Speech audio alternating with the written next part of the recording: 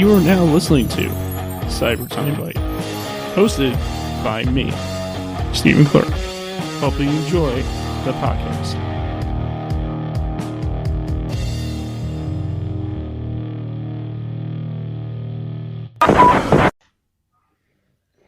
Hey there, everybody. It's your boy, Steve. Once again, for Cyber Timebite, episode 146. That is some crazy numbers and some crazy times. That's a lot of episodes and stuff, as you know. But today, I have someone on who I been on their podcast before. Well, not his podcast in particular, but his podcast that is affiliated to his own podcast. You know, Let's Chat Live. Also previously known as Let's Chat Presents, whatever you would like to call it. I was on there, but he also does Let's Chat with Chris Revill, which is his main podcast, and he runs, you know, that whole shindig of whatever of those two podcasts and whatever is coming next and more. But today, I am with, as I probably said and already stated, I am here today with Chris Revill. Hi. Hey, Steven, how are you? I'm doing good, man. Doing good. Yeah, I was trying to think. I'm like, for Let's Chat Live, I know Bree's the like that's her baby, but I was like, I'm a co-host producer on that. I was like, yeah, that's my podcast too. Bree's the founder, but yeah, she's probably more the face of it. But yeah, that's right. I was like, oh yeah, too many podcasts. You know, funny enough, Bree is a past guest of Cyber Timebite. She has been on my podcast too. Why did I not know that? She never told you? We talk a lot, and unfortunately, I forgot a lot what we talk about, and she doesn't like that either. It's not her. We're both parents, so I have dad brain. Everything is in one ear, out the other. Yeah, yeah, I had her on the podcast before. When was I? You want me to tell you? I can tell you. I must have communicated that with her. I don't know why I didn't listen to it then. I will go back and find that. I didn't upload it yet because it isn't. That could be why. I had her on episode 142, which isn't out yet. But by the time that we're recording this, it isn't out yet. By the time that this gets uploaded, that episode will be out. But as we're recording it, as of today, it is not out yet. Oh, okay. That's I would imagine I've talked to her about it, to be quite honest, but it's not you, it's me. My memory is. It's not great. Not like it used to be. No, that's what they all say. It isn't you. It wasn't you. It was me. Yeah, I forget important things sometimes too. It's terrible. Or like, I'm sure you've had this experience now with 142 episodes under your belt, where like someone will repeat something back to you that you said on the podcast, and you're just like, sounds like something I would say. Yeah, I had. I had my moments on the podcast of people just being repeating stuff over and over again and stuff and all that. And I mean, like, I've been also trying to converse ideas and bouncing around ideas of how to get the podcast to grow even more, like how to do things even more. Like I have my my stream.tv. I mean, which I showed you, right? I mean, what do you think of it? Stream.tv. What's that again? Stream.tv? Did you show me that? I'm sure you did, but I don't recall. What is that? Basically, it's a website. You can go on there, and you can basically start your own television channel. And what you do is that you go on there, you can make a free account, or you can either pay for one of their pricey plans, but it's 100% free. You can go on there, sign up for an account, and what you can do is that you can start. I don't know what how many channels you can make. I don't know what the limit is. Ooh. But I have 3 channels on there. One is called Cyber Timebite Network, which is nothing but my episodes and our episodes under the Cyber Timebite Network umbrella. And then my second channel is called Weather Channel Classics, which is nothing but old school Weather Channel footage because I love that stuff. I don't know about you, but I love it. I'm talking like old local on the eights. Well, just old Weather Channel footage from like when it started to 2000, all the way up to 2005 when they made the terrible switch to what it is today, which Oh, dude, sucks. I was obsessed with Local on the 8s. When you said that, like, I just froze because I haven't had cable in a long time. And, like, you just brought back, like, a flood of memories. Like, when I was younger, I was always, I don't like thunderstorms, even still, but when I was younger, especially, I, like, really didn't like thunderstorms. So, like, if the weather would get back, I was, like, tied to the weather on the 8. And that music they would do and the graphics, like, oh my, dude, you just brought back so many memories. I can't even, like, wow. Yeah, I know exactly what you're talking about. I haven't even thought of that because I don't think I've had cable in like a decade. So it just hasn't. It's one of those things that I did 1,000 times. It was part of my routine, and then one day I didn't have cable, and that it just never happened again. Wow. Yeah, because I have I have a channel for that. Um, like that's my second channel that I had that you can watch, and it's just nothing but that kind of footage. And then the third channel I have is literally called Con TV, which is literally nothing but convention footage, like panels, vlogs, Ooh. panels, vlogs, con halls, which are whatchamacallit, people buying stuff and then bringing it back home and then telling everyone about what they bought, stuff like that.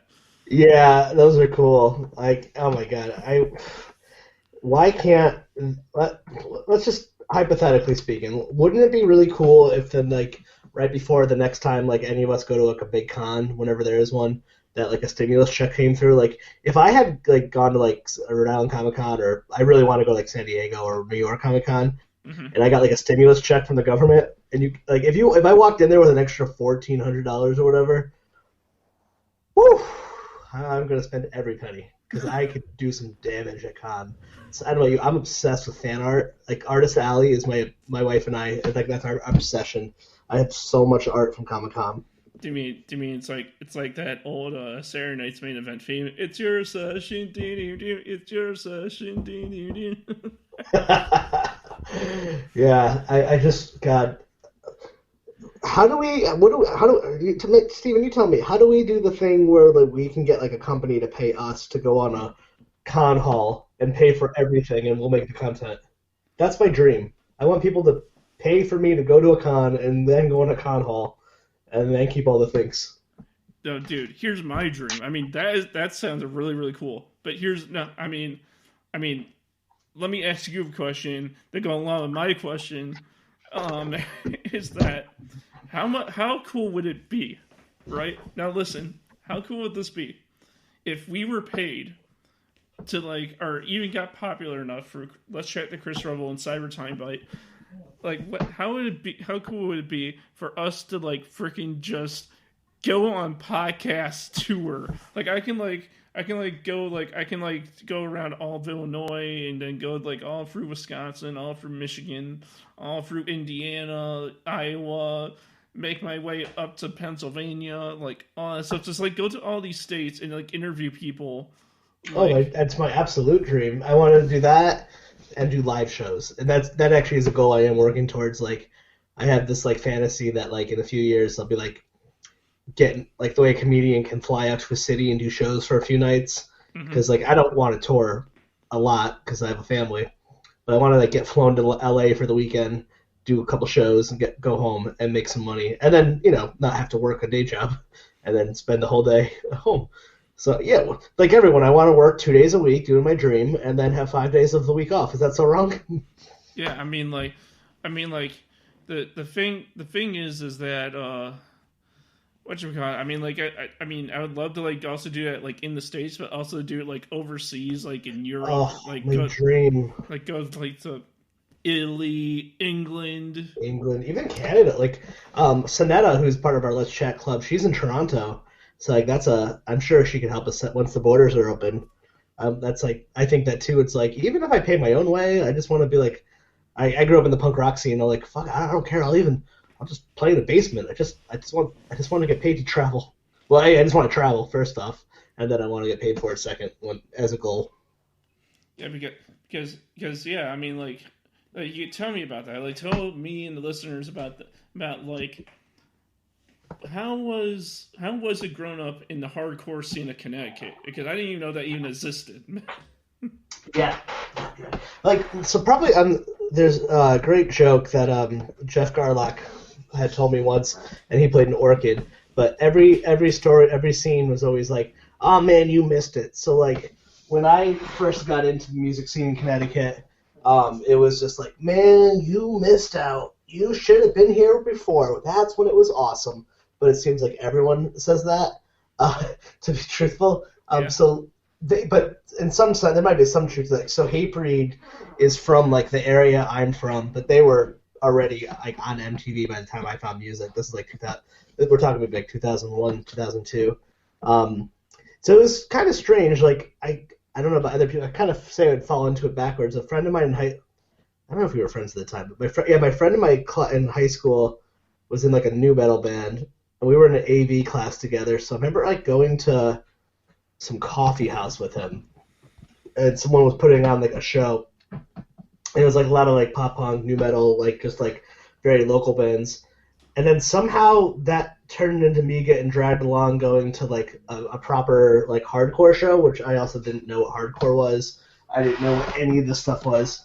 In a Knights of Columbus basement in Wallingford, Connecticut, which is no longer there, and being just like culture shocked, like what is this? So I don't even want to say I'm not even a big hardcore fan. I was more like I'm more of a fan of like the pop punk and emo and ska. So like at least in Connecticut when I was of that era, all of the music scenes kind of melded together. So it would be like Big D and the Kids Table and Bane would be playing the same show. Like that wasn't abnormal. It was kind of the way it was. Mm-hmm. But as it went on, it kind of got pretty intense and pretty violent and aggro, and it stopped being fun. So there's a lot of it I miss and I love. It's I think especially because it was Connecticut, and I didn't grow up in the very wealthy part of Connecticut. I grew up in Meriden, Mm-hmm. but like the stereotype of whatever you might think of like hardcore kids and like wealthy people from Connecticut is it did turn into that. It did turn into basically at some point it turned into like frat dudes were just there drinking beer and partying and like you don't even know who any of the bands are. So, but it was fun. I had a lot of really great memories and great experiences, and some of those people have gone on to become like famous as fuck. You know, it's weird. Like Jack Antonoff is like from the Jersey scene. I didn't know him, but like all my friends played with him, and he's playing the Taylor Swift record or like Mike, I don't know, like getting so many wonderful bands, or Jeff Rosenstock, who's still doing it. But he was an Arrogant Sons of Bitches that I used to see all the time. Like that was my ska, like our local ska band from Long Island. They came up from Long Island, so I just watched them on Seth Meyers. So it's been pretty cool to see the what's come out of it. I mean, so like, have you ever been to the bad streets of Greenwich, Connecticut? Actually, no. My grandmother's from Greenwich, but the only time I've ever been there is I've been to drive by the house she grew up in, and that's about it. I've never actually, I've never spent time in Greenwich, believe it or not. Yeah, because like Connecticut is also the home of Dota E. That's where their headquarters is in Stanford. So like, What's that? wrestling, the World Wrestling Entertainment. Oh, that's right. Yes. They're right in Stanford. I've driven by that sign a lot. So And ESPN's in Connecticut, believe it or not. have you ever drove by Titan Tower, as they call it? Is that WWF? Yeah, that's the name of their building, Titan Towers. Oh, yeah. It's like right off the highway. So like, did you live near it, or were you... No, so I grew up in the dead center of the state, which is like in between Hartford and New Haven. Yeah. So like, and so Connecticut is like the epitome of like the class warfare. Like, so maybe things have changed, but growing up, like we had some of the wealthiest towns in the country, but we also had some of the poorest. Mm-hmm. So we were like in the middle. Like I grew up, the town everywhere next to us was really like the way Connecticut works is the rural is wealthy and the urban is poor. And I grew up in kind of the more of our urban area. So like Wallingford and Cheshire were like the two towns next to us. Those were Shelbyville, and those were the very wealthy towns. Like the joke I remember in high school, but like I went to high school in Wallingford, and I remember people would joke about how they would go to Meriden to buy drugs. So the way the joke I'd always say is like my friends in Meriden might have sold you the drugs, but it was the kids in Wallingford that I like the first time I ever saw cocaine was in Wallingford. So like that was always the joke that people go to Meriden. The joke was you go to Meriden and buy your drugs, then you drive back to Wallingford and do your lines. You see, I'm not a druggie, so I don't know anything about that. Yeah, no, I'm not either. I was weird. It was. Can I tell you? It's a really strange story. It's such a weird memory that just popped in my head. I remember we were hanging out. It was at a concert, like at a coffee shop that's what long gone called Planet Bean. That one of our friends there, or some girl, I don't even know if I knew her that well. Her parents had a limo, and they like drove by, and they like saw their daughter. So they like pulled up, and like they like, oh, let's take a spin. And I'd never been in a limo. I was like 15, and these are the parents. And like in front of all of us, I didn't realize till after the time they just pulled out a mirror and started doing cocaine in front of us. And this is like a really wealthy family, and I'm just like, this is awkward. And I was like 15 years old, maybe 16, must have been 16. I was in high school, and I didn't do any of it, and it was really weird. And that was like that moment because my whole life was always getting kind of crap from being from Meriden, and then like Wallingford was like the rich town, everyone was nicer or better or whatever, and I'm like, none of my friends in Meriden parents have ever done cocaine in front of me, but the rich kids' parents do, and somehow that's okay, because Wallingford also has Choate, which is a preparatory school, which is like for the uber wealthy. Yeah, The Olsen twins went there. I mean, like, yeah, but I mean, like, I'm surprised. I'm surprised for all that you went through. You know, like everything you just said and everything that you went through, like with freaking the hardcore scene in Connecticut. How you weren't just emotionally scarred by anything. Yeah, there are moments where I look back. A lot of it is incredible. Like I loved a lot of it, but towards the end of my time there, it stopped. It went from like fun to just being like you just went to go see a fight, and I don't like violence. Like I remember like a really really big fight like breaking out to like the police had to get called, and I think someone went to jail, and I was like I got out of it unscathed, and I'm like fuck this. This is not what I signed up for. Like I love being silly, and I love music, and I love the bands, and I love like the community aspects of it, and like, but yeah, it got bad. I don't know.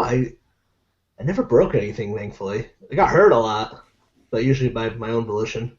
So pretty much it was you just liking the music and the people, but then it got way too out of control, and you're like, nope, not doing this.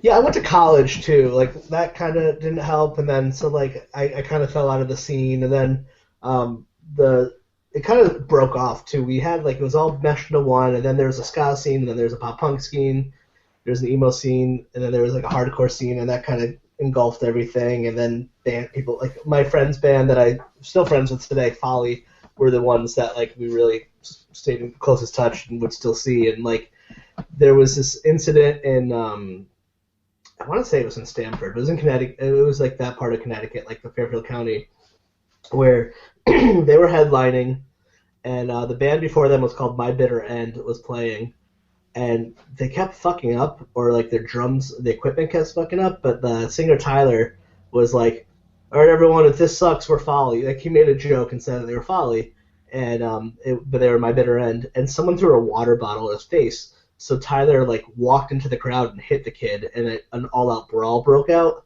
And then Folly, rightfully so, canceled the show. They're like, well, we're not playing this because, you know. And then they were like kicked out of the Connecticut hardcore scene for a while. And that was like my moment too, where I kind of like backed away from it. I was like, that's not where, those are my boys. Those are my friends. And another funny story I'll share is, this is back in MySpace. I remember joining the MySpace group called Connecticut Hardcore. Yeah. And getting this message from someone basically saying that I wasn't hardcore enough to join their MySpace group. I've seen you at shows. It was something along I've seen a bunch of scene dancing, and I had to prove myself to be part of the Connecticut Brotherhood. And I was like, all right, I like ska. See ya. So wait a minute. So like, was this back in the 90s, by the way? Just asking. No, this is all 2000s. Oh, because I was gonna say, like, was ECW like a huge component of this? Like, was ECW huge when it came to town because of this huge hardcore scene you had? because hardcore It's funny you wrestling. say that. A lot of the kids that like kind of made the scene that I didn't like were all from that part of Connecticut. They were all from Stamford, uh, Darien, Wilton, Reading, Fairfield. Like, yeah, they were. And you know what's weird? A huge crossover of wrestling fans and like hardcore fans, which I didn't realize. I don't know about you. I didn't know. I'm not a wrestling person, but I didn't know how many of my adult friends love wrestling until I got on Twitter. Which I think it's great because I love a lot of stuff too. That people, but I was so surprised. Like I never liked wrestling as a kid. Nothing against it. I just completely I have no reference points to it, and I get so surprised when I learn how popular it's been all these years. Yeah, because I would think like ECW Extreme Championship Wrestling, the hardcore wrestling company, would get really popular in Connecticut in the hardcore scene. Oh, I bet. I remember having a lot of friends at summer camp really into ECW. Yeah, I mean, like, because I'm pretty sure when they came to Connecticut during the Connecticut hardcore scene days when it was really huge back then, I'm pretty sure they were like, oh my god, we gotta go. It's gonna be like a party in itself. We gotta go to the show, Yeah, man. I definitely kind of turned into that. At one point, Vince McMahon, his wife, was running for office, and her headquarters were down the street from my parents' house at a hotel. Mm-hmm. And I used to see Vince. There was like a few months where I would like once or twice a week I'd run into Vince McMahon in real life. How did you ever get to meet him? Oh, you couldn't get near him. There's so much security. But oddly enough, my friend Crystal Riley, shout out, who I love to death, she worked at a gas station in Bristol, Connecticut, down the street from ESPN, and has met every single person. She became friends with Mankind just from like working at a gas station because he's that guy.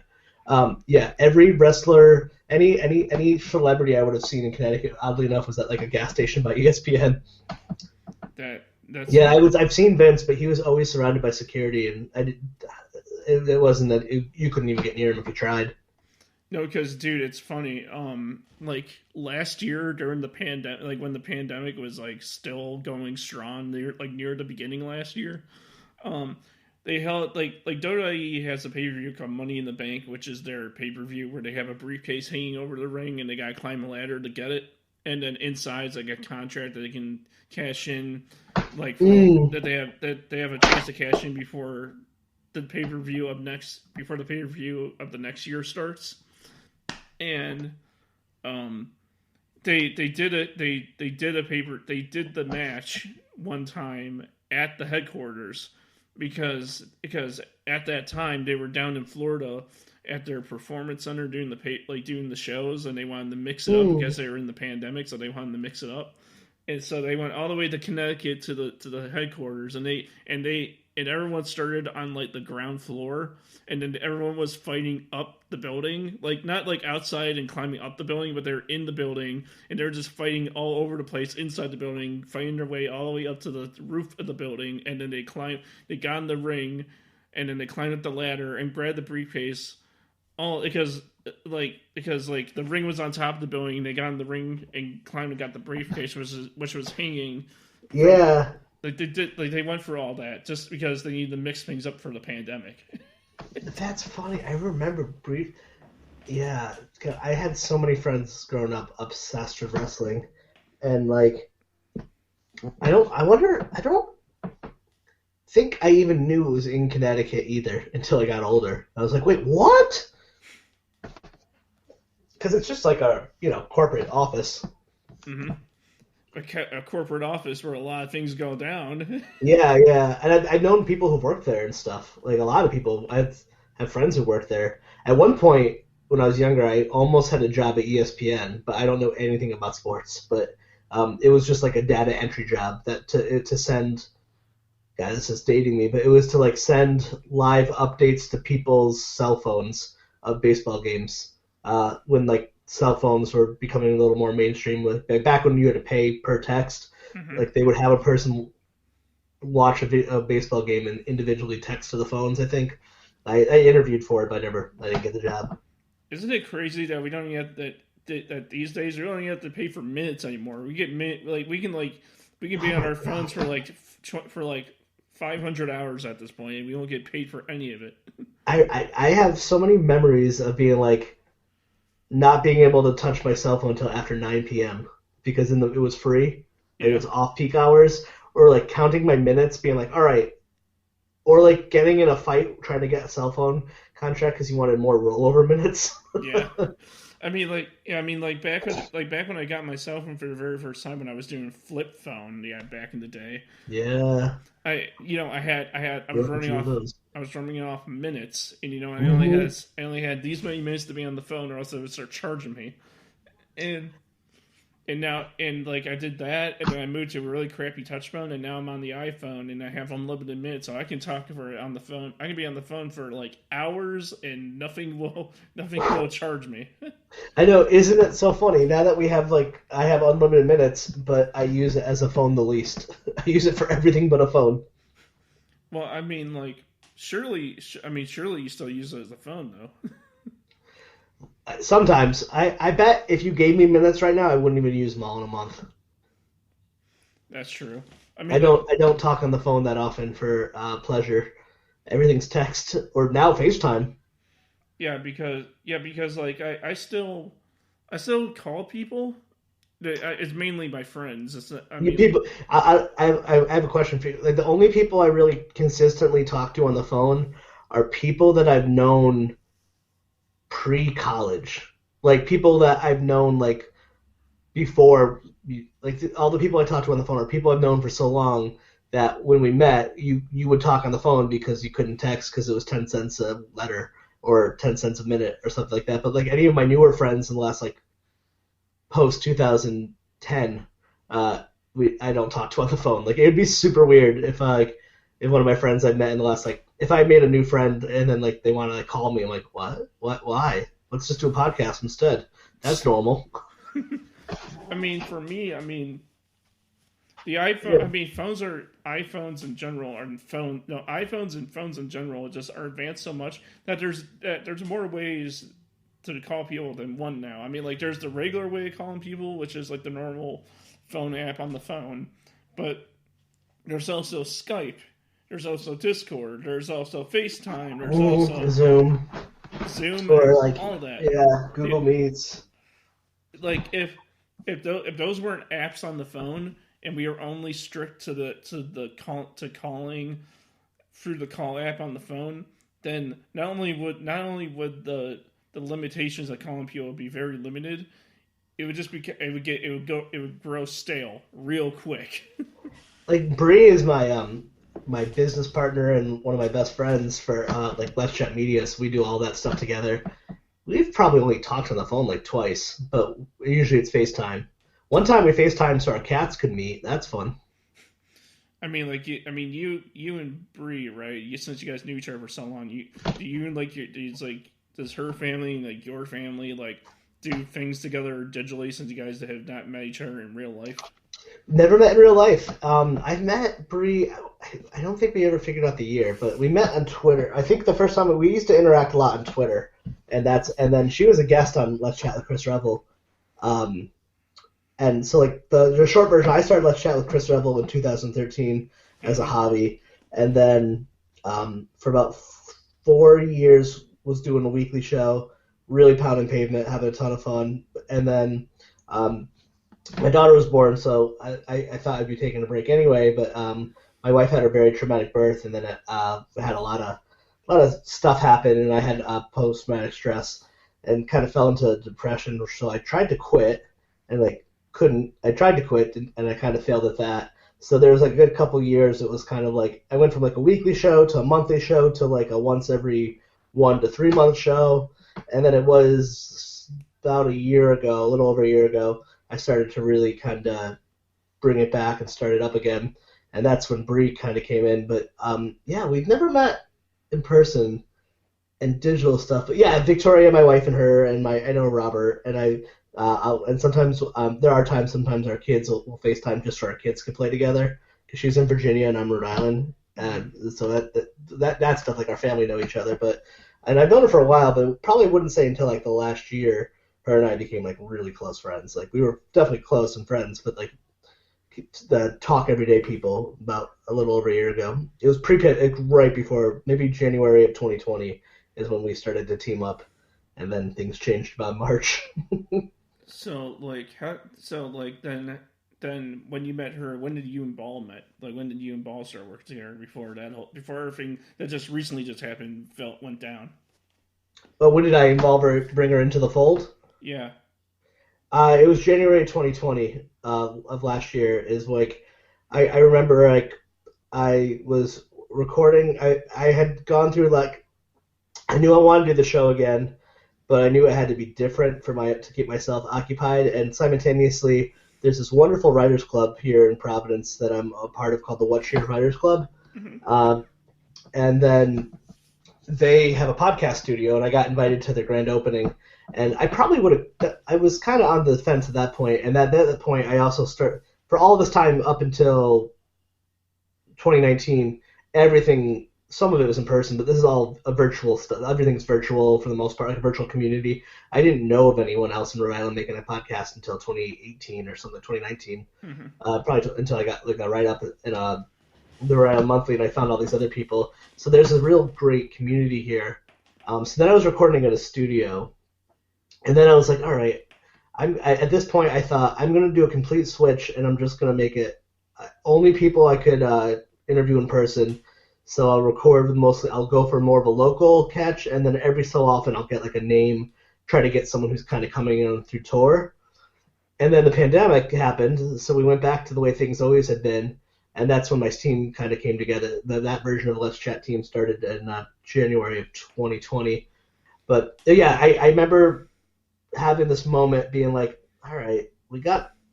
So I just there was just a shift, and I could tell that things were happening, and I was like, I gotta do. I don't know. I don't know if you ever had this. I just started feeling like there's opportunities that were coming my way that were slipping through my fingers, or things. It was just me doing everything. It just became too much. Mm-hmm. So I decided I wanted to find a producer and find someone to kind of like, how can we monetize this? How can we do this? And I had all these different thoughts and ideas, but the thing that kept coming back to me was Brie. I was like, we've known each other for a while. I knew she ran her own business. I'm very much like a trust person. Like I don't know. He's like, the way we do operate a lot of our business is like, we have to like the people we're working with, like club members as well. Like everyone, it's like there's just like we want to like who we work with first. And I don't know if that's the greatest business decision, but I knew I trusted Brie because this thing is really important to me. And then she came on board, some other people came on board, and then it kind of morphed into what it is now, into a whole media company. So originally, she was supposed to come on as my Let's Chat with Chris Revill producer, and her and I were going to produce Let's Chat with Chris Revill, and she was going to come host it with me, and then I was not able to give up any control, and that wasn't happening, and then it kind of grew from there, and that's where Let's Chat Live got birthed, and then Let's Chat Media and our Let's Chat Presents, where we do our virtual events, hopefully one day in person, and it all just kind of came from there. Yeah, but no, I was asking, how did you and Ball meet? Like you and Chris Ball meet? Oh, I'm sorry, Chris Ball. Him and I don't actually know the answer. We both tried to figure this out, but we think it's because we're both indie. We're both most likely through the hashtag Podern Family. We're definitely part of the same Twitter community. There's a podcast called the Fat J Podcast. This dude out of New Hampshire, Justin Rath. It's been a long time, and he had done this like gigantic pod crossover with a bunch of indie podcasters, and I happen to be one of the people. And this is probably like 2017, 2018, and I think C-Ball and I were both on that. And then we had been following each other on Twitter, and then he was just there. His words. And then I think when I was trying to find out to have more people come on, I don't even know if I ever even asked him. It was just happened. He was just there, and then he just joined your team, and then he just became part of Let's Chat. Yeah, that's pretty accurate. And I'm sure I asked him and like stuff, but I think I was like anyone. I was probably looking around of like, who do I know, who's good at doing what, who, like, I've always have like, that's why like clubs or networking stuff, it can be a little lame, but it's so important because so many times I meet people and you're just like, you put this little thing in the back of your head. You're like, all right, you do Photoshop. Maybe in 5 years I might need I might need to know someone who knows how to do Photoshop. And that's kind of how Ball was. He's really great at community engagement. And I was like, let's see what this do.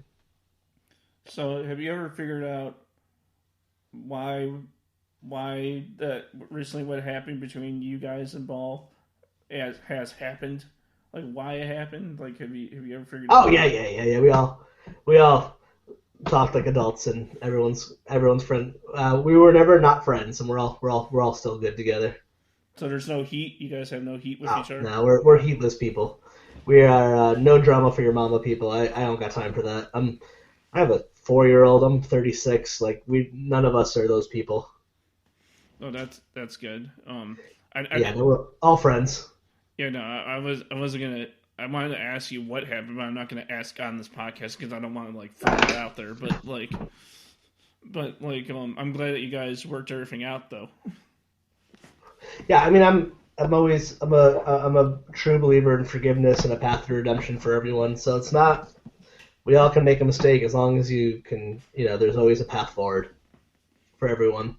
Does this mean we'll see Ball coming back on interviewing people sometime soon? That would be not my decision, but if he wanted to, that'd be fun. Yeah, because I remember when he was on the podcast with me and Serpent and you. No, you and Serpent. No, you. It was me and Ball, right? Yeah, you and Ball with me and Serpent. That was fun.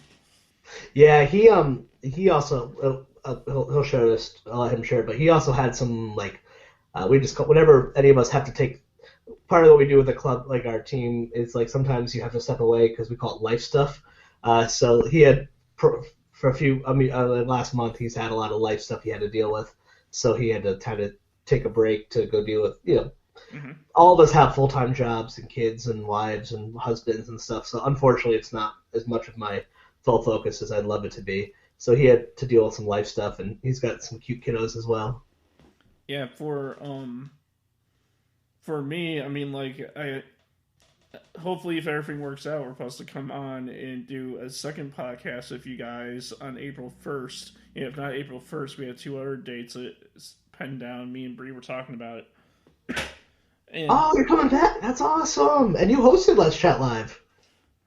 what's that? You co-hosted a Let's Chat Live with Robert recently. Yeah, I did. You were awesome. I watched a little bit of that one. You did. Oh, I did. You think I did a good job? You really I think so? do. Well, I mean, it's not like I do my own podcast where I basically do the same thing, but I mean, so I guess I'm natural to it, you know. But Yeah. I found co-hosting really hard, and I had to learn. I don't know if you heard the story, but that when the Dumbfound Dead guys came on, I think it was me and Ball. Let's Chat Live is supposed to be a little more family friendly, and I was dropping F-bombs left and right because I just got into like Let's Chat with Chris Revill mode because Let's Chat Live is it's a different muscle to host.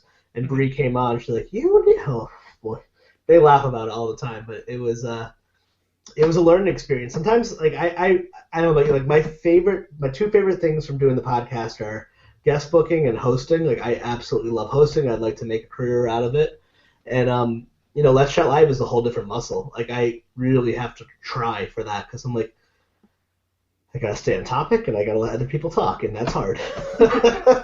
I can't be high all the time. because whatchamacallit, I mean, like hopefully because like I'm hoping April 1st will work, but then again we have those 2 other dates that were pending for April 1st. Oh, that's work. great. And Bree's our booker. That's what she does all the booking. But but the thing is that like she said like, oh, you can even have like you can even pick the host you want to have on, and so like, oh, okay, cool. So I was like thinking it'd be really cool to have Bree, you, and Don. I think that'd be really fun. That'd be awesome. Because you're on the first time, and I know Bree had a lot of stuff she wanted to ask us, and she never had the chance to because she wasn't there. I probably talked over everyone. And I mean, like, and I know that Let's Chat Live at one time, and once upon a time in a land far in a galaxy far, far away, that was that was Ball and Breeze territory. That was not your territory because you were doing Let's Chat with Chris Revel. But I was always a producer on it, but I was just because of timing. I was just there's only so many hours, especially too when Bree and I teamed up. For better or worse, I had done Let's Chat with Chris Revel, but when she came on, we had to basically build all of the infrastructure because I didn't have a website. Like, it was like this weird thing. It was like an existing brand, but it would also been kind of dangling. So like there was a lot of infrastructure in place. So there was nights where they'd be hosting and I was doing like boring stuff like creating email lists or trying to and stuff like that. So like we all work on it together. But yeah, that ended up being them hosting more because they had more time than I did. And then Bree's a natural. Like I remember seeing her on a Blame Your Brother live stream. They were doing Blame Your Brother is a really great podcast, and they do like a 24-hour live stream. They had Bree on, and I just teamed up with her, and I was watching her on that, and I'm like, oh my god, this is my partner. Like she's just one of those people. Like she just shines through the camera, and like people are really attracted to her person. Like she has like the it factor, if you will, and like. I was like, I need to get her. And she's very much a behind-the-scenes person and wants to be a behind-the-scenes person. And it's usually me pushing her out in front of the stage. I'm like, you're amazing. People need to see you. Man, no, if she's listening to this episode, she's gonna be like, what? Like she's gonna be like, oh, this is like, what is this, like the Brie hour? Yeah, it's usually how it is when we talk. I'm just more like, oh my god, you're like the best, because she's such a wonderful human being and like an angel. Like she's just so wonderful. Like. And I don't know, like I feel it's important to tell your friends like, the nice thing. It's important to tell the people you care about how you feel because it's just nice, especially for someone who works their ass off for you, or I'm not with you. Like we work hard, and Hey, it's like the hockey analogy. It's not I, it's always we. Yeah, and up until Brie, like I literally, I foolishly too. I kind of wish, and I don't want to say I've learned. Like, when I say I did everything for Let's Chat with Chris Revel, I mean I did the guest booking, I did the editing, I did the art at one point. I think outside of the logo, like I literally did every little detail, but which sucked because I would end up and I still have this problem, like I'll take on way too much and then I end up dropping the ball on like 70 things. So for like every episode every time I was getting an episode out, it was like just getting the football over the touchdown line. I was like, okay, and then you breathe, like, all right, now I have to go promote this episode. So it was, if I foolishly should have included people way earlier to do that, I think we could have gotten to where we are now. But on the flip side is I think having like 6 years of like hobby experience, and then, or even almost 7, like I hear there's a comedians, like I really think I found my voice as a host. Like I don't think I got good until episode 200. I mean, not that the episodes aren't good, but I didn't feel good. Like I've listened to old ones and like, why did Wait, you're at the episode 200?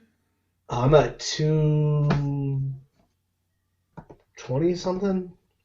Those are the ones that are made it to air. There's probably another 30 episodes that are lost to time. Because who's your editor? Like, who does the editing for do you do all the editing for Let's Chat Live and Let's Chat with Chris Revel? Let's Chat Live, we don't edit because it's YouTube, so that's really. I'm sure at some point we want to get those to audio. But for the most part, I don't want to say it's just me because I've had other people edit episodes. But I was working with Kevin Irish for a little bit. Robbie's doing an episode right now, but 90%, 95% of the 200 plus episodes that were all I edited every single one. Yeah, because... which takes it's insane, right? Because it takes so many hours. Like even like the Chris Gethard one I won't do, but I still edit because it saves time and money. Yeah, because it's just editing is really expensive. Like it's really, and not that it shouldn't be. It's a lot of money. Do you think the Let's Chat live episodes are already done, and the ones that come in the future, you'll do the YouTube version still, but there will also be an audio version to go along with it for the people who are like driving down the road and still want to listen to it and whatever? 233 released episodes. Sorry, I didn't mean to ignore your question, but wow, yeah, 233. So I would say I've edited 220 of those. Oh man. And that maybe a little more. God, that's a lot. Yeah, the goal is to get the audio from the Let's Chat Live and put them out either in our Buy Me Coffee or Patreon or something, and like have it as a bonus content. And then like when we do live events, we'll put the audio in that, and that's definitely down the road. The time. Because I mean I love Last Chat Live. And I'm not just saying that because I was on it, but it's really good. I think that too about like because I don't listen to shows on YouTube that way. And I think I've fallen victim, and as Bree loves to tell me, I was against Let's Chat Live in the beginning. I didn't think it was a good idea, and I think I was kind of unfortunately I was like thinking like, well, I don't listen to podcasts on YouTube, so why would I make one? And I think that was a really important thing to be like, just because you don't listen to podcasts that way doesn't mean other people don't. And it's really helped us get into a whole nother market of people I never probably would have crossed paths with. Because like I didn't know what Discord was until I started this, until like last year. Like I'm a little on the older side, and we want to not get just old men like me involved. We want to get other people to listen. Because you see, no, it's funny. You're saying that like, oh, I'm against. You were against it, and like, and you're saying if I don't do this, why would I do it? That was how I was when I was making that Con TV channel I was telling you about earlier on that stream.tv. Like seriously, like I'm not one who watches panels on YouTube. Like if I'm gonna go to yeah, I'll watch some panels on YouTube because like a couple, but not a lot. What's that? I'm the same way. I watch a couple panels on YouTube, but not a ton. Yeah, but I'm gonna go see an in person kind of person if I want to see a panel. But for me, I mean when I was making the channel, right? Like I wasn't just gonna put content of fandoms that I only like on there. Like I wasn't gonna be selfish and be like, oh, since I like Homestuck, I'm just gonna put a bunch of Homestuck stuff on this channel. That's gonna be the whole channel. I wasn't gonna be selfish like that. There's stuff on that channel that I don't even like, but I put it on there because I know people are gonna love it. I wish I learned that earlier because I was a little too proud. It didn't. Like for me, like Mystic Messenger, that's an anime. I don't watch that. I don't think I'll ever watch it. But I put it on the channel because I know people will love it. Yeah, and I'll be honest. I've made mistakes where like I've turned down a guest because I was like, I don't know who that is, and then like it turned out to be like that someone that could have been huge. So like, and I guess I had too much pride being like, I pick guests based on who I want to hear, and then I'll look at the numbers and be like, well, no one else wanted to hear that one. Oops. Which I'm still proud of that, to be quite honest. But yeah, I've had to be like, kind of think outside of my comfort zone, because like if I want to attract a newer audience, like I need to have guests that aren't middle-aged white guys like me. Yeah, because for like me, I mean like when I'm finding guests, I mean like mainly all the guests I have in the past have been like cosplayers, and I even had I know you're not a wrestling guy, but I had freaking Psycho Sid on my podcast at one point, and I'm like, how did I how I in my millions of dreams I never thought I'd have Psycho Sid on my podcast, but it happened, and he's like no level like John Cena or The Rock, but I mean like that was awesome nonetheless, and like I mean I had people. It's really awesome. Are you kidding? That's like I don't know about you, but I think that's what happens is like this mentality that's like, well, they're not The Rock. I'm like, yeah, but there's only one The Rock. Like, and you don't need to have like a celebrity, but there's so many people who are just big in these little pocket niche culture. There are people that I'm like obsessed with, like who I think are like who I consider The Rock, and they're not even close to that. Mm-hmm. But yeah, I know exactly what you mean. So I find I actually love that stuff. I love talking to people at those levels too. Yeah, I mean, like I had people like that, but I also had people who are not even near that level. Like like cosplayers I met on Instagram and who I actually met at cons, and I had them come on the podcast, and we had an excellent conversation, and some of them I became friends with, and we still talk to this day. But some of them I don't talk to anymore, and we just go off to the wayside. And there's some people who don't even talk to me whatsoever anymore because of decisions I made in the past I'm not proud of. But but like, we can do. But like, it's just, like I love doing this podcast as much as you like doing your podcast because we can summarize on what we do, because what we do is the same exact thing pretty much, but except yours is your style and mine is my style. So I mean, so basically we're chasing the same dream, but you're doing it a different way than I would do it. I always joke that I've used it as a way to just like make friends. It was like I just love so many things. So like I love getting to talk to people who are a part of the stuff that I love. So like that's why sometimes the guest might be a little weird to some people. Like we kind of fall. It's gotten better, but fall mostly in like the pop culture and podcasts and like the punk rock culture. But every so often, like a scientist or whatever, and like. I love that I can talk to like someone who's huge in the geek community but has no idea anything about like what emo is, and then I can talk to like someone who's like really big in like the punk rock or emo like scene culture, and they have no idea what like a Marvel movie is. And then sometimes you find those people who are just that perfect central like Venn diagram, and it's like it's incredible. Like a couple episodes ago I had Taylor Morden on, and he I knew him because he made a ska documentary, but he just came out with a documentary about the last Blockbuster, which is like doing really well. It's not just getting Netflix; it's incredible. I recommend everyone watch it, and like that's great because it's like a pop punk ska loving geek culture lover. Like he's that perfect Venn diagram. So we talked about like Ninja Turtles and Big D and the Kids Table and ska. It was awesome. I'm surprised you've never been to Blockbuster. I know you're older, but like I've thought I've been to one, but so like growing up, my Uncle Greg owned some video stores in the Boston area, even though we didn't grow up in Boston. So our family was never allowed to go to Blockbuster, so we had to support the small local shops. And by the time I went to a Blockbuster, they didn't have the pictures on the videos. Like it was just they all said Blockbuster. And I remember always hating that because I used to work near one, and then they're all gone. Mm-hmm. So like I just remember always hating it. For like both my Uncle Greg hated it very much, so my family hated it, and then by the time I went to one, I'm like, this sucks. I mean, like I went to Blockbuster.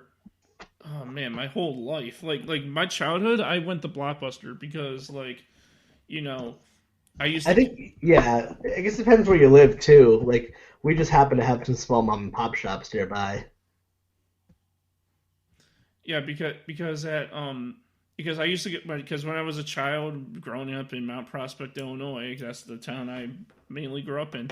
I mean, I was born and raised in Arlington Heights, and then I moved to Mount Prospect. But when I was living in Mount Prospect, we had a Blockbuster in the town I lived in, and I went there like every Sunday. So every Sunday was Blockbuster day for my family. We got like my whole family didn't go. It was just like my dad and my brother and me. Yeah. We used to just go there. We had the rewards card. We always used to just go there, and we always used to just go there to get like the latest video games or to get video games. Occasionally a movie and something, but mainly video games because that's what I was into and what we were into at the time.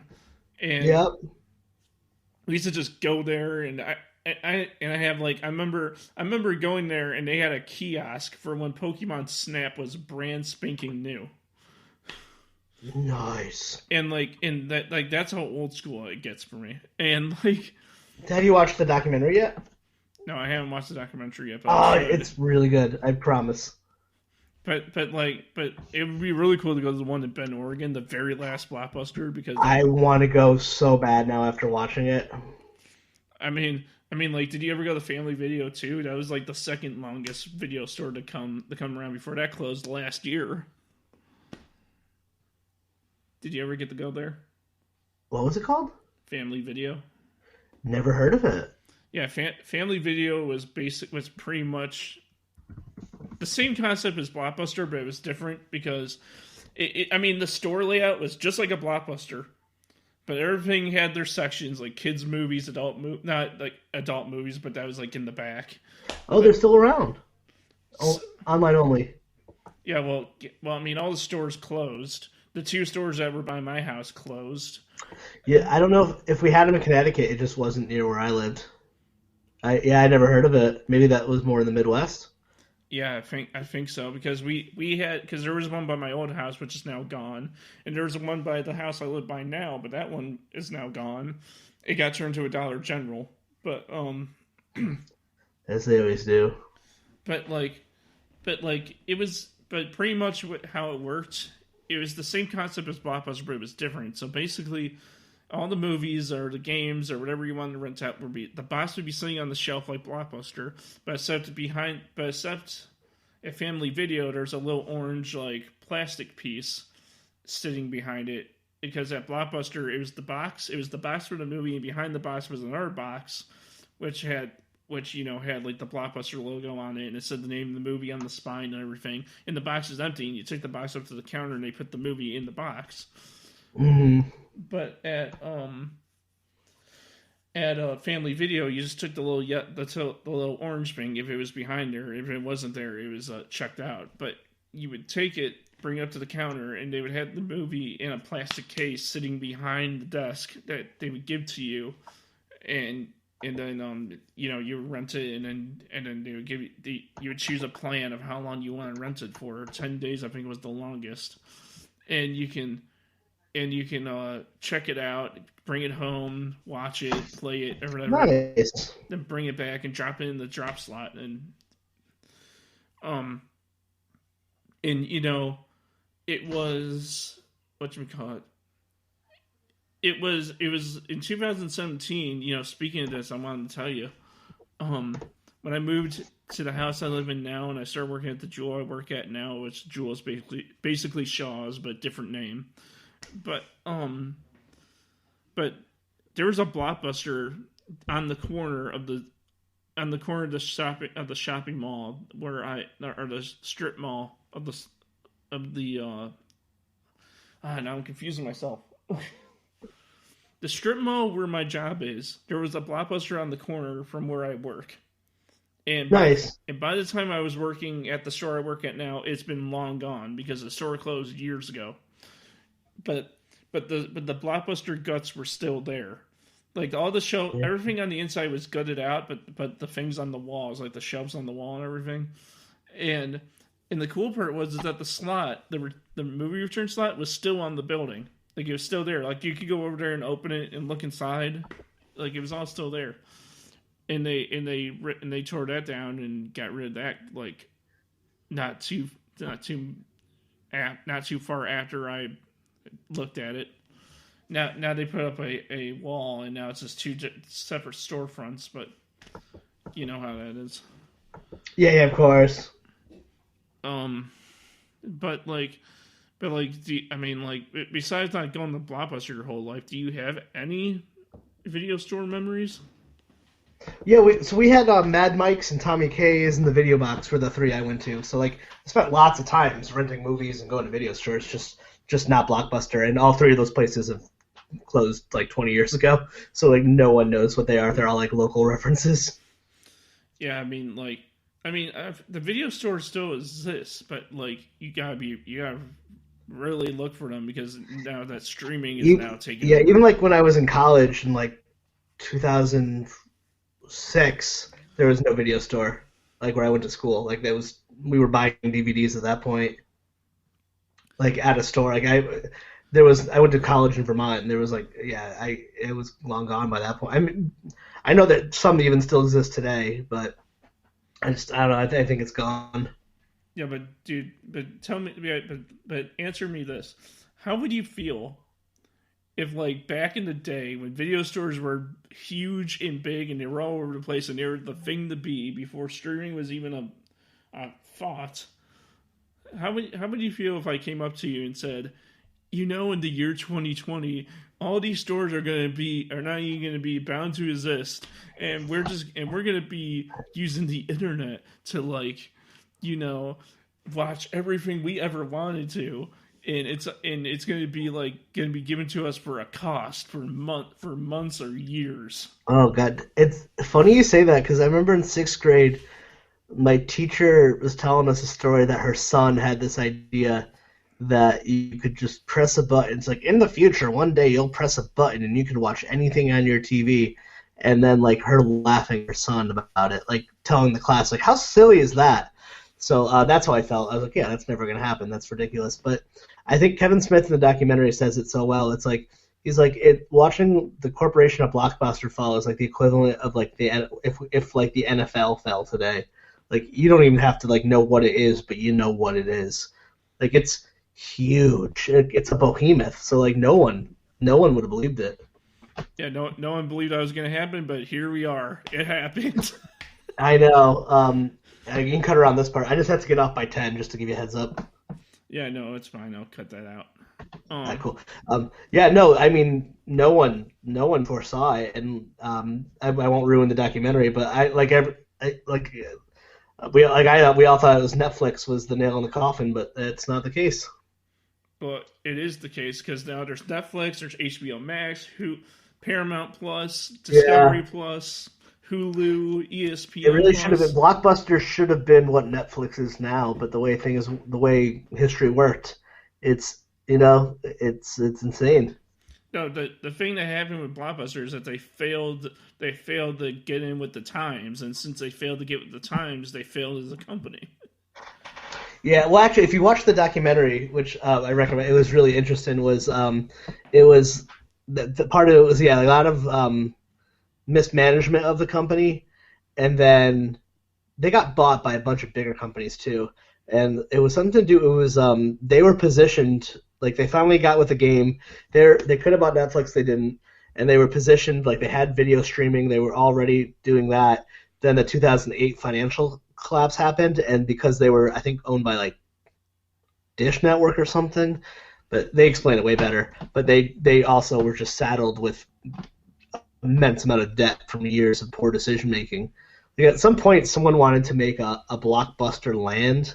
Like the thing about the documentary is I can't say I really liked it, but it's as much as there's like it's definitely you get to learn about the history of Blockbuster, which is cool, but it's more about the family that runs the current one. Mm-hmm. So it's not so that's why I end up liking it. But it was really interesting. Like at one point, Netflix and Blockbuster were like neck and neck. Like Netflix was the young kid on the block, and Blockbuster made all the wrong choices, like you said, and that's why there's one left.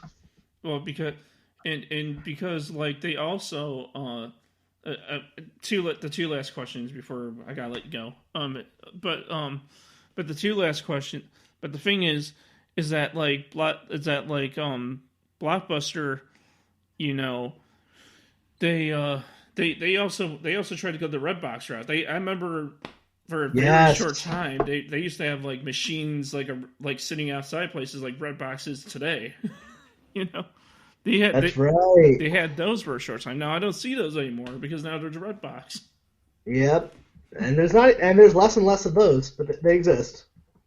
And last thing before I let you go, and before we plug each other's content, like our social medias and whatever. God, like I gotta have you back on because there's a lot more I still want to talk about, like anime. I love it, absolutely. Anime conventions, I want to go into all that with you. We didn't get into that today, but I want to, so next time. But, dude, tell me, where do you see Let's Chat with Chris Revill 5 years down the road? The podcast itself? Yeah. The 5 years of 2021. Still going strong. Hopefully weekly shows. Hopefully a video component. And, I would like to be one of those podcasts on like a big network. I think, but in 5 years we'll be on like a Earwolf or a Spotify or something like that, maybe a iHeartMedia, and still kicking, bringing great guests, hopefully better, and doing live shows. That's the 5 years, and then and be on like a big ass network and getting paid for it. Yeah, because to tell you the truth, I'm on Spotify. Oh. Well, I mean, like, how Joe Rogan got that like $100 million from Spotify. Yeah. Like, I want Spotify to buy us. Be like, you're an exclusive. Let me get that money truck. Yeah, that'd be amazing. But Yeah, that I think we'll be on a bigger network, big network, and within 5 years. but yeah, like, yeah, there's so much more I want to talk about with you, but we'll save that till next time because time is running short. Because, like you said, um, We're adults and we have to go to bed because I have to go to work. And in 5 years, knock on wood, I won't be in a day job. This will be my Let's Chat Media show. Hopefully, it will be my only job. well, let me say my social media, and I'll let you say yours. Thank you, everyone, tuning in for episode 146 of Cyber Timebite. You can find me on social media you can find me on Facebook. I said at social media. Oops. You can find me on Facebook at Cyber Timebite. Follow me on Twitter at NostalgiaVamp. Find me on Instagram at NostalgiaVampire. Buy all my merchandise on Redbubble.com under Crash Steven Gear. And make sure to go buy the Circus Stuck merch at Circus Stuck on Teespring, or Teespring at Circus Stuck. Go buy that. It's really cool. And yeah, and that's it for me. How about you? Where can people find Chris Revill? Where can people find the Revill? Let's Chat Podcast.net will be your best place to find everything, and at Let's Chat Podcast and all the things, and then my personal is at Let's Chat Revel. And also we have the Let's Chat Club, which Steven is a wonderful part of, and our Let's Chat Club is an online community that empowers content creators and creatives to monetize their passion project while making industry connections. Let's Chat Club helps creatives build and strengthen their brands and build the infrastructure to succeed. We offer classes, networking opportunities, and have an array of expertise to help you with your podcasting needs. And so, hit us up. We're also looking to expand to have some more club members. So if that's something that you're interested in, we'll be growing and got some cool stuff coming down the pipeline. But yeah, thank you so much for having me, Steven. It's been great. I know we met through Let's Chat Live and getting to talk in the club. It's the best part about podcasting is all the wonderful friends you get to make. Yeah, I can't wait to have you back on, and hopefully when I come back onto your show, soon. Yeah, hopefully hopefully the first works out, and if the first doesn't work out, those other 2 days. But when I come back on there, I'll hear you on there, and then eventually I'll have you come back on here. We can start talking again on here.